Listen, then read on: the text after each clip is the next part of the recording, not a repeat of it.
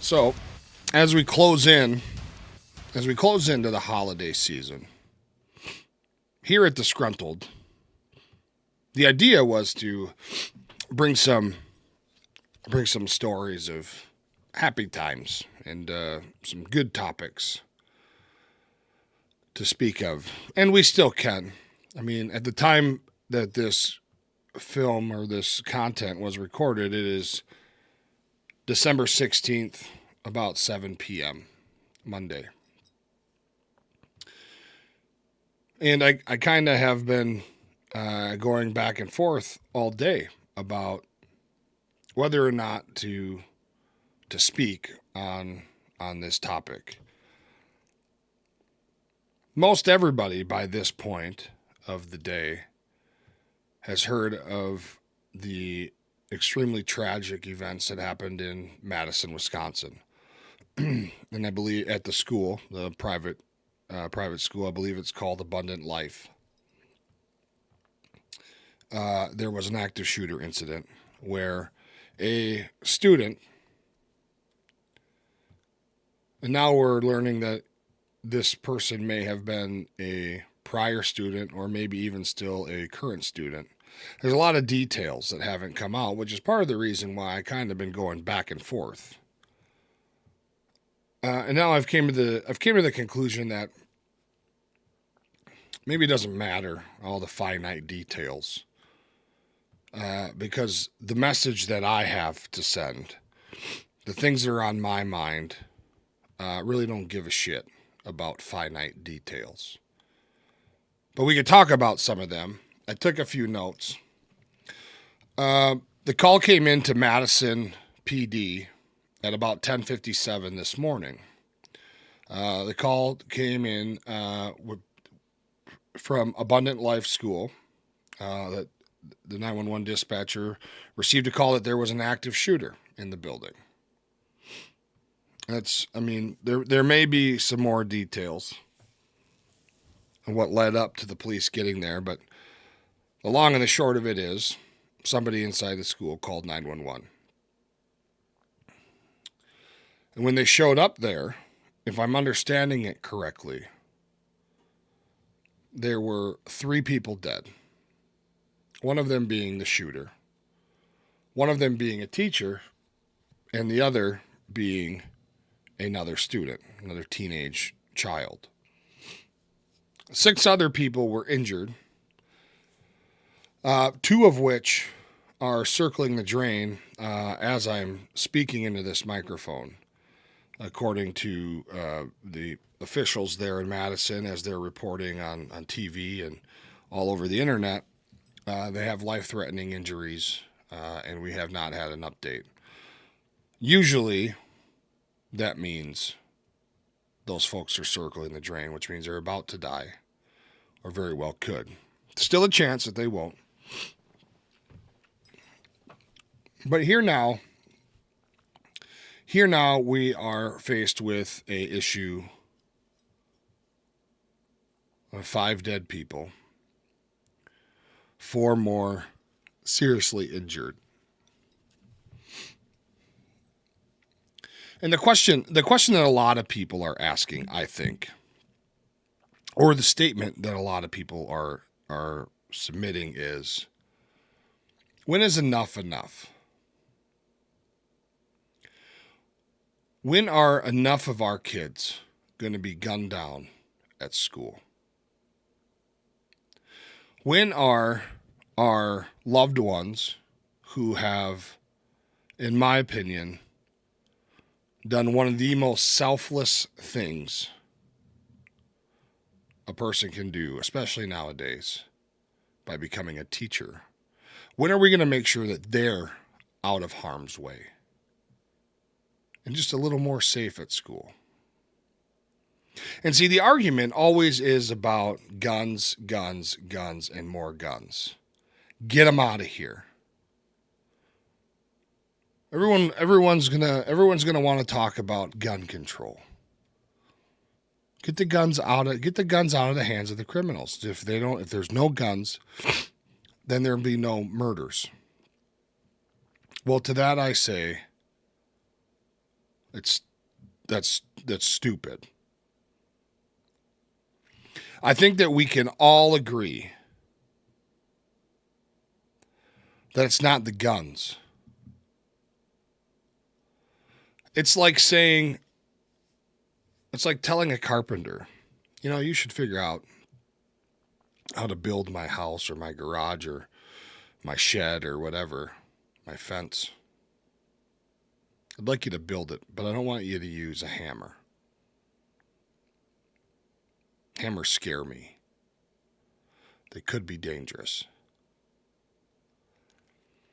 Like a hammer, a gun is a tool. Can it be used as a tool for destruction? Absolutely. In fact, that's probably what it was designed for. Yeah. It was designed to destroy whatever it touches. It was designed to take the life out of any living thing that it touches with a well-placed shot or series of shots. With a projectile with a projectile at a very high speed.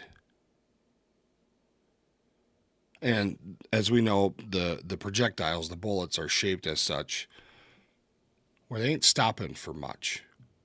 That isn't armor. Especially flesh and clothing, most clothing.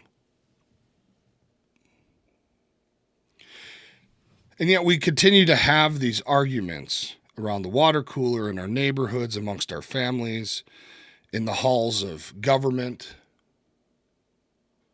online, Twitter, Facebook, Instagram, all that bullshit. These arguments just keep happening about guns. Everyone wants to complain about guns. And the only problem about guns that I will openly come out and say that I believe is a problem in our communities is that not enough people are properly trained to use them. There's not enough education, and there's way too many people throwing fear into the equation that it's always going to, at this rate, it's always going to have a horrible narrative. Have you ever talked to somebody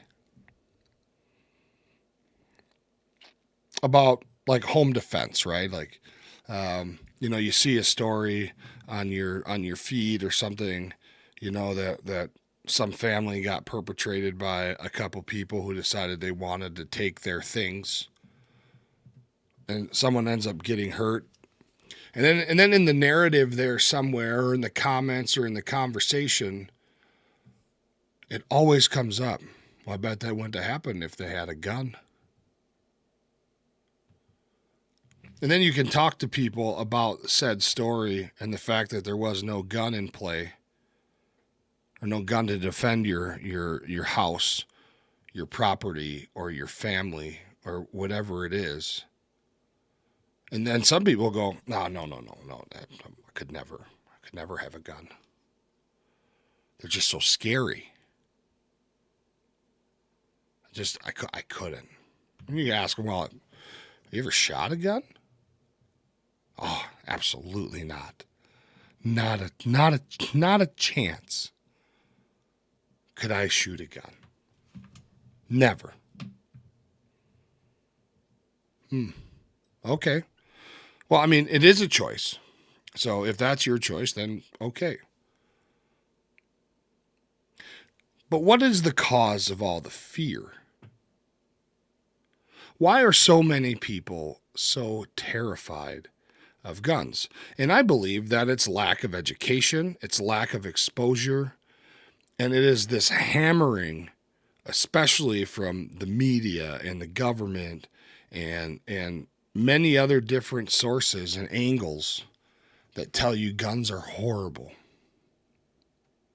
Guns are going to be the end of this civilization if we don't do something about it. And so then you have all these do-gooders and these warriors. They're going to go on, and at all costs, they're going to rid the world of guns.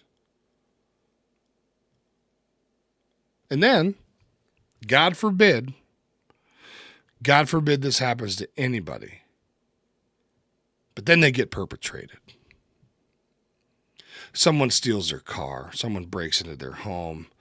Somebody, God forbid, assaults their wife or them or their daughter or their friend or whoever, sexually maybe, physically. Who do you call? You call the police? When there's trouble in the world, the United States of America has been labeled the world's police for God knows how long. But when there's trouble in the world and problems and situations need to no longer be problems or situations and they need to get taken care of, who do they call on? They call on the military, private contractors maybe, depending on the situation. But the point being is that whenever there's trouble, whenever you're scared, whenever you're being perpetrated on, whenever you're being attacked, you call the people with the guns. Because that's the ultimate sense of comfort, it seems. For people, it seems that the ultimate sense of comfort is, well, we're going to call the police. They're going to show up with their blinking lights and their loud sirens, and they're going to get out with these big guns. And they're going to save the day, and they're going to help us. And hopefully that's the way it plays out. Well, hopefully you don't ever have to call the police. That's the preferred outcome. But these are the people just yesterday, or in the conversation before that one, were saying, "Oh no, I could never have a gun. I could never shoot a gun. I couldn't hold it even. Just looking at it makes me nervous." But you're going to call the guys and gals that are going to show up with guns. I don't know. I think that guns are not the problem. And we've gotten off track here, as usual. We're here to talk about the school shooting. I don't even know where we left off. Something about the guns. Oh, there's going to be 5 dead people, possibly. There's 3 already, 2 more circling the drain, and all the rest are seriously injured, but are going to survive, they say.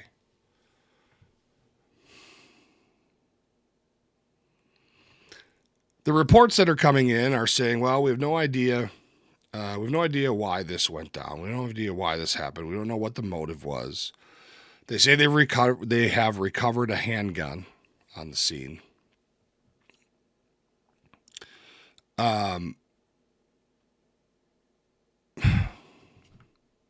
Man, it's extremely frustrating to me because for a couple of years now, so I've been in this space for about 2.5 years now, making content and podcasts. If you've never seen my other show, the Richard Leonard Show, it's over on Rumble on the Stu Peters Network. You can find me over there. I think I got this last Sunday, yesterday, was show 189 or something like that in a row. 189 weeks in a row, I've been putting up content. And at least 4 of those weeks, I have dedicated to talking about keeping our kids and the people that we put in charge and hold responsible for taking care of our children when they are at their place of education, their place of and worship. In this case, it wasn't just education; it was a private Christian school. So this is their school. This is their place of worship. This is where they have camaraderie, where they play their sports. They have a big investment into this place. And now, the ultimate violation of their trust. Their trust in the school system, their trust in the security of the schools and the well-being of everybody inside, all broken. And allegedly, to my knowledge, they haven't released the name and all that stuff of the shooter. But I'll tell you what, if you take to X, there's a lot of investigators on there. There's a manifesto posted that this person wrote. They're saying, now I don't have no way to confirm this to be true. It just was overwhelming on X, so I'm including it just in case it is true. If it's not, well then I stand corrected. It was not true, and I'll come back and tell you if I need to. This person right here, Samantha Rupnow, is who they alleged was the shooter. A female, apparently, allegedly transitioning into a male, wrote a manifesto about how men are the scourge of the earth, the scum of the earth, and all of them should die so that women can really start to make change for the world. And that she was going to start it today. Now, take that for whatever it's worth. But there have been a couple times as of late where the master investigators on X, whoever these folks are, have put out some stuff, boy, and they were right on. So I don't know that it's true. It hasn't been confirmed to be true, but that's just what's out there. And so now the conversation becomes, okay, so all these school shootings that have been going on in the last so many years, they say have been done by young men and women who are transitioning, who are just extremely mad at the world. And I think I saw in there one of them wasn't transitioning, but one of them was just some guy who was a cross-dresser. He was a gay guy who was a cross-dresser. Okay, no big deal. But now it starts to play on this narrative that this movement for kids to go through these transitions and to have these surgeries and puberty blockers and hormones and this and that and the other thing are probably just not okay. It's probably not the right thing to do for our children. I think that my personal opinion on it is that there's a lot of things. There's a lot of things that change in the lives of young boys and young girls as they grow. I'm currently watching it with my own son, with my own children. Our two youngest kids are both 19. They're a couple weeks apart. My youngest stepson and my son, a couple weeks apart. They're going to be 20 years old in a couple months. And the place they are now, both of them are in different spots, but collectively the place they are now versus the place they were when they were 17. And mind you, this person is allegedly 17 years old. 17 years old, just for clarity. But when my kids were 17 years old versus now, I wasn't really quite sure if they were even like cleaning themselves, right? Who knows how much sleep they were getting? I believe they showered every day, but teenage kids, how do you know? And then you can't run them down all day every day. At one point, when they were a little younger, I thought they were eating toilet paper, eating it. As much toilet paper as we went through in this house. And then when COVID started, and you couldn't buy a roll of toilet paper for $500. Well, all right, boys, time to go start collecting some newspapers, I guess, because you're eating rolls of toilet paper, it seems. And they were at home all day. They didn't have to go to school. I mean, this all the stuff. The end of the story is that they have grown exponentially in just a couple of years. The things that they say they like, just the way that they talk and approach conversation with me and their mothers, and just everything, the way that they navigate life is so much different than 2 years ago. And we kind of let them be. Let them be who they want to be and do what they want to do within reason, without much to say about it. I mean, at the end of the day, they're 19 years old. But you always try to guide your children and ensure that they at least can see a better way, even if they choose not to take it.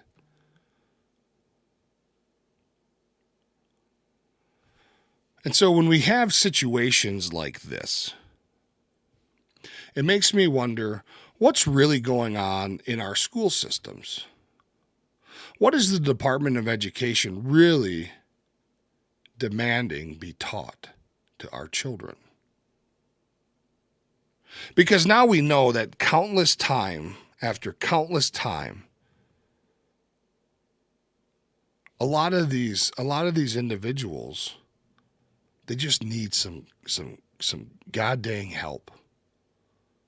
They just need some help. And they need time. They need time to let their minds develop and to think about what it is they're doing. And, I guess at a certain point, if you've thought long and hard about it and you've become an adult and you've done the research and you can articulate a whole lot of stuff that's gonna convince me as your dad, well, then maybe the conversation starts to change. But I don't know, man. I don't know that it would.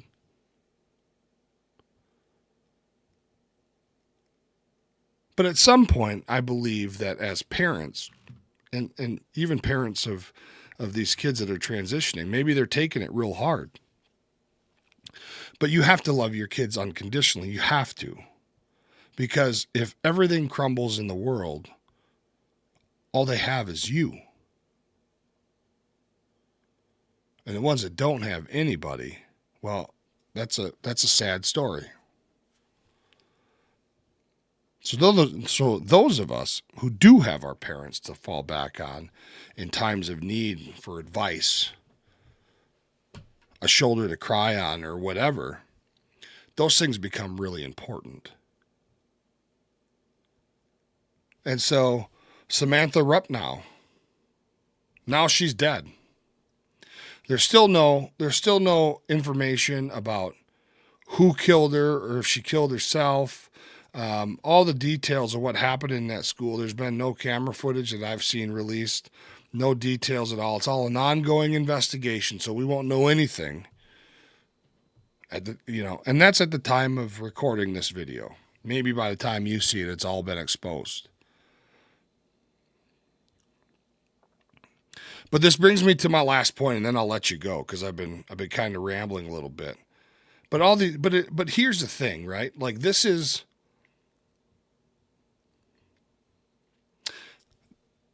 what's different about us. This is what's different about our community, I think. This is what's different about the way that military members see the world, maybe.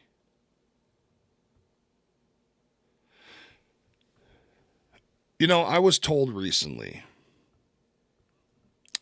that I'm very obstinate. I'm very obstinate to many things. And for clarity, that conversation is ongoing. just like this investigation. This conversation about my obstinance is ongoing. And so, of course, I somewhat disagree with this idea that I'm so obstinate. I think where the differences are in relationships that I have with people who are not veterans or haven't served in the military at all, or even grown up in a military family,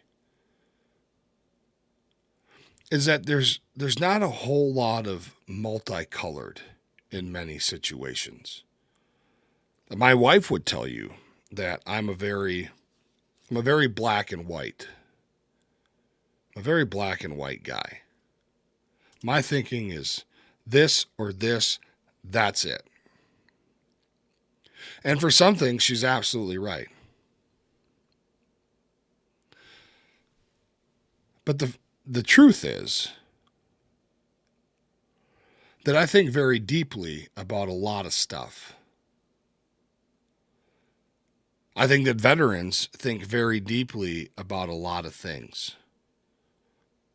And I think the other part of the difference is what really matters to some people doesn't really matter to others. And so when my wife tells me, well, I'm a girl, and girls sometimes are multicolored thinkers.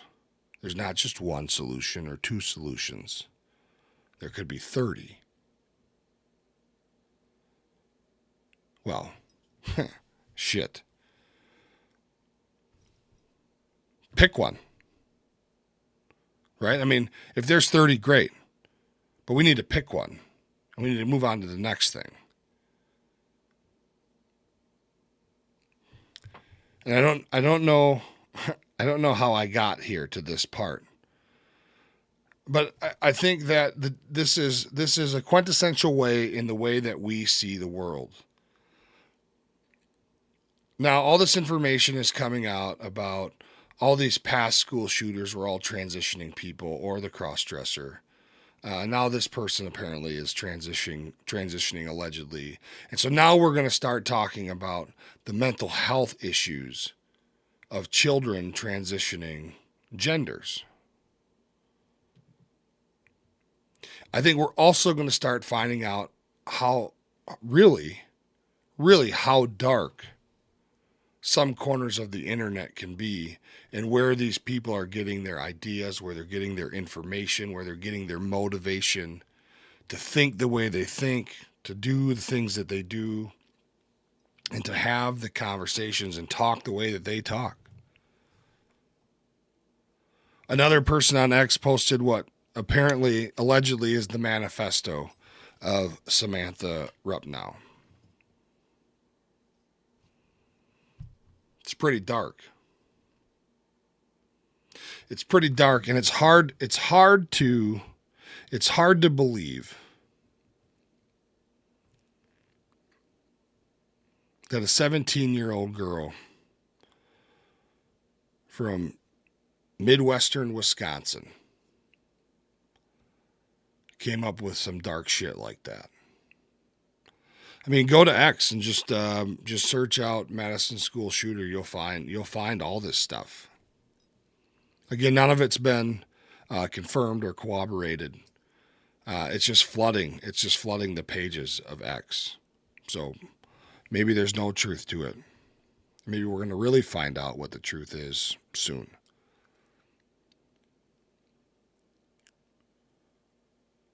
But I think that we as a country have to start having some real serious conversations about the consequences of what we are letting our children be exposed to at a very young age. The music, the TV or movies or internet or whatever. And maybe that's old-fashioned, but I think that when we get down to just good old-fashioned nuclear family type things, like the mid-'80s, right, where everyone's home for dinner, this and that, and blah, blah, blah. Well, the fact of the matter is that life doesn't work that way anymore. Our world is a lot more fast-paced. Jobs aren't all 9 to 5, that type of thing.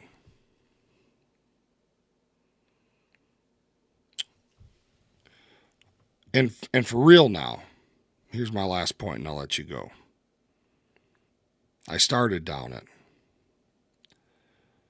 For the last 2.5 years, I've done a handful of shows about how to protect our children in school.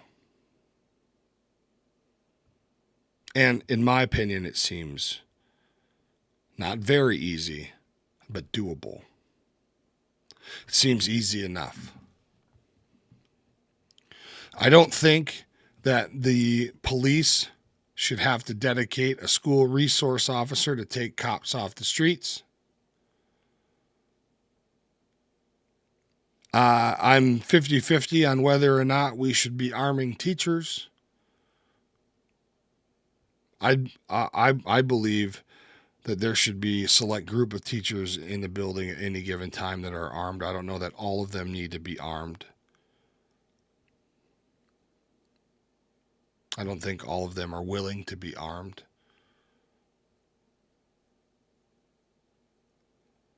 But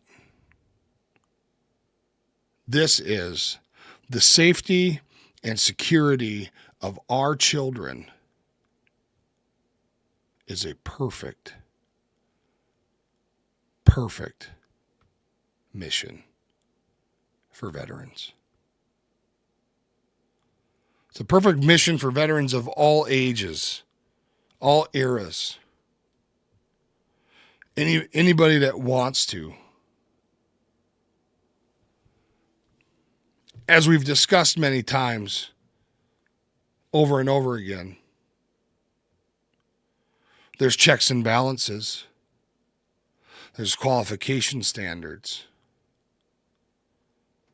But there are also men and women in this country who knows what it means to put on a uniform, answer a call to service, and perform whatever the duty is to the best of their ability, or die trying.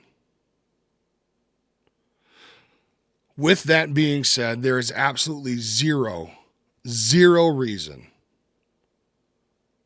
why we can't let veterans protect our schools. We let veterans protect the embassies. We let veterans protect all kinds of government secrets and buildings and this and that and the other thing. Military members protect them, not veterans, but military. The military flies the president around. Military members carry the nuclear codes for this country. Military personnel do a lot to protect the security of this country. And I don't know where you stand. I don't know where your mind's at as an individual, as a person watching all of this unfold time after time after time again. Knowing how important all of these things are that members of the military protect and guard and transport and watch over. I mean, look at like the Tomb of the Unknown Soldier, right, at Arlington. That tomb is a national treasure. That the remains in that tomb are there to signify everybody that never made it home. Everyone that made the ultimate sacrifice and never came home. They were lost. Maybe they were blown apart and there wasn't anything to pick up. That's what that represents. And we guard it. We guard it 24 hours a day, 7 days a week, 365 days a year, in blizzards, in rainstorms, in fucking hurricanes. It doesn't matter. There is a guard pacing back and forth 24 hours a day. It's important. It's important that we remember. We have Marines flying the president in his helicopter. We have Air Force pilots flying his planes. We got military members carrying footballs. I mean, we have members of the military at all corners of this earth doing all kinds of crazy shit. But it seems far-fetched, out of line, not possible for us to protect our goddamn kids.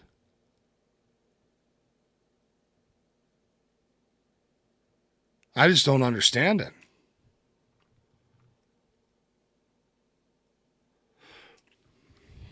I'll say it one last time. There are more than enough. There are more than enough veterans in this country that I believe, I could be wrong, but I believe we could put veterans in just about every single school in this country, give them the tools to be successful, give them the training, give them knowledge that maybe they don't have, and then let them cook. Let these guys develop evacuation plans. Let these guys develop shelter-in-place plans. Let them develop these things. This is what we do. Most of us, not that we do it professionally and we're doing shelter-in-place plans for everybody, but thinking quick, on the fly. Oh shit, this is going down. What are we doing? All right, you get here, you go there, secure this, make this solid, don't open it. There's all kinds of things. In a time where chaos is ensuing, people are confused, they're lethargic, they're running around, they don't know what's happening, and they're scared as hell. I think you'll find some veterans just get even more calm. They're going to sink down. They're going to think for 45 minutes or 45 seconds to a minute. They're going to sit up and it's go time. Maybe not even that long. Give them weapons. Let them make positions, fighting positions if they need to, or not fighting positions. They're not going to be overrun by 1,000 enemy troops. But make an observation position. Put somebody on guard on the roof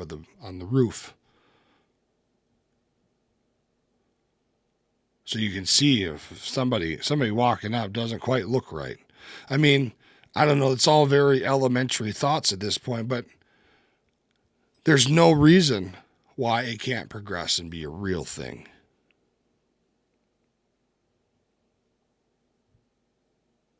But yet what we're going to get, excuse me, my eye is itching, but what we're going to get, all we're going to get is gun control conversation will be one. We're going to get talk about mental health issues amongst teenagers, maybe transitioning kids or maybe not.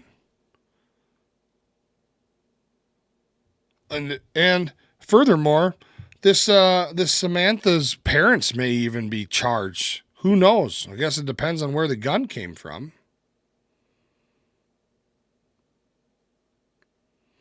But I don't know that we're going to ever hear about how to not let this happen ever again. by putting the proper people in the proper space to be successful and prideful and really protect our kids. What the fuck are we doing? Why are we not protecting our children when they're at school? This happens all the time. And you know what?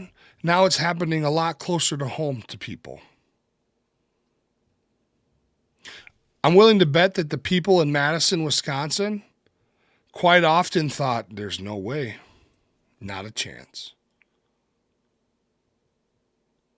It's not going to happen here. This is Wisconsin. We eat cheese and drink beer, for Pete's sake. Yet here we are. Nobody is immune. Nobody is safe from this deal. If somebody decides they want to come into your building and shoot it up, your building it is.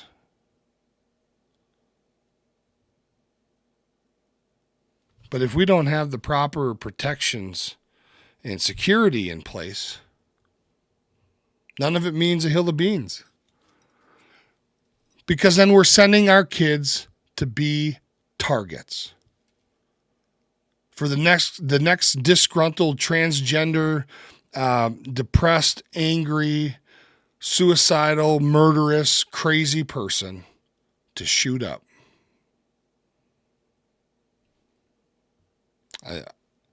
That's what history has shown. That's what today has shown.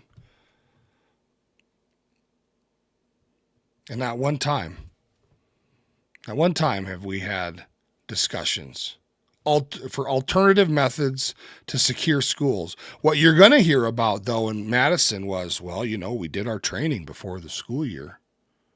We did all of our training so everyone knew what to do in case of an active shooter, but we never thought we'd have to use it. But we did the training. Yeah, well, what good is your training now? Who's at the doors? Who's outside? Who's watching the cameras? Who's patrolling the hallways of the school to make sure that there's nobody that shouldn't be there?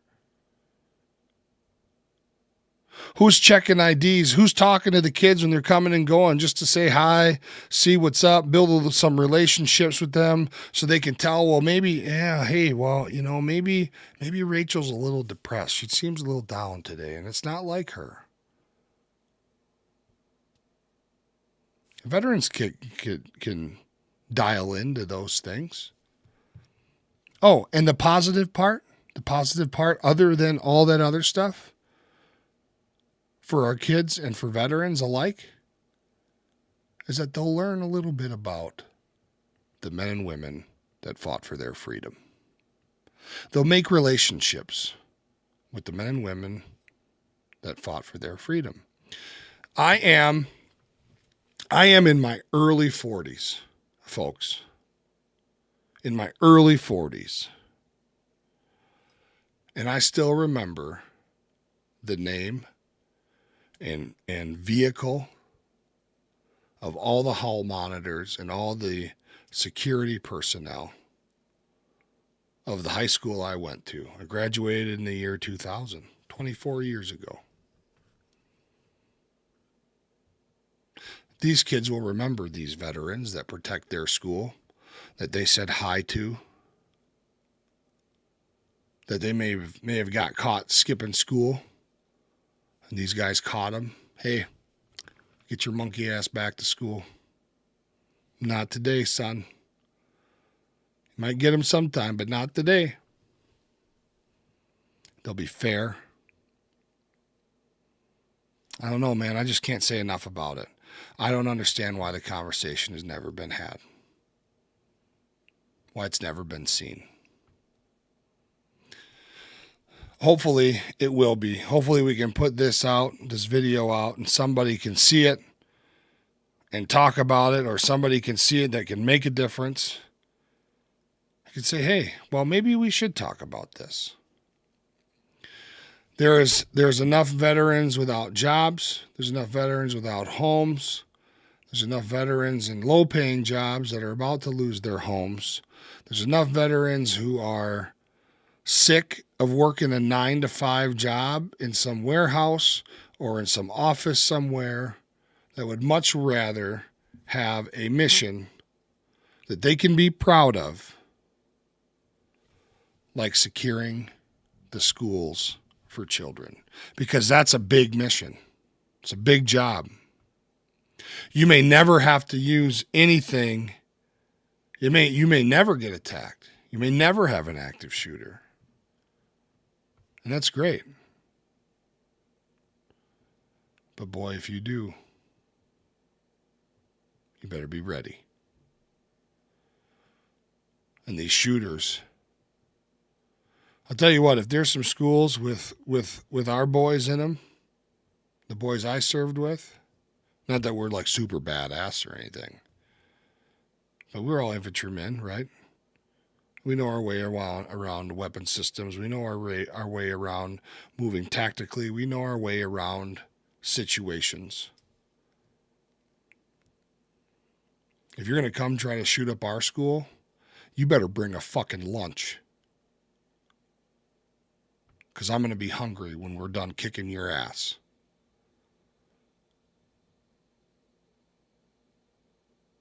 Anyway, I feel like I'm going to start to get repetitive, but I honestly could talk about this for hours with anybody. If anybody wants to, any school officials or anybody like that, hit us up. Hit us up at 3 Clicks Media.